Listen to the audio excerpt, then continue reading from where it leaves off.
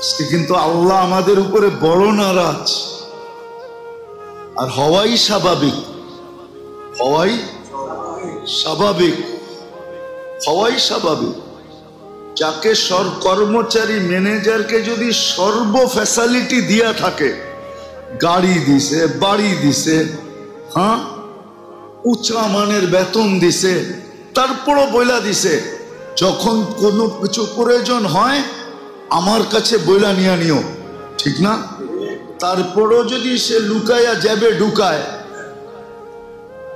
তারপরও যদি লুকায়া, কেমন হবে? কেমন হবে? আরে বলেন না, মনে হয় বোঝেন নাই।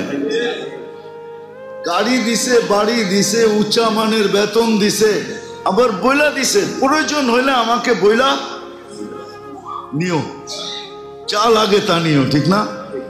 তারপরে যদি না বইলা চুপে যাবে ঢুকায়, বলেন আপনি কি করবেন? হ্যাঁ, কি করবেন? হ্যাঁ, আরে বলেন না কি করবেন? শুধু চাকরি যাবে? হ্যাঁ, ওর মতো কপাল পোড়া কেউ আছে নাকি? হ্যাঁ, সমাজ কি বলবে?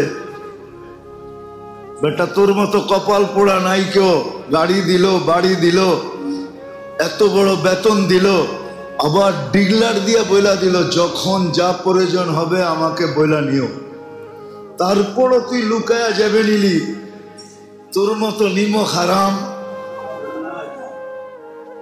মনে হয় দুনিয়ার গিনিস বুকে ওর নামটা লেখা হবে যে তোর মতো এরকম অপদার্থ মনে হয় দুনিয়ায় কেউ নাই। ঠিক আপনিও পাবেন, আমরাও তো আল্লাহর সামনে আমাদের চেয়ে অপদার্থ কেউ নাই। আজকে আল্লাহ নারাজ তো এই জন্যই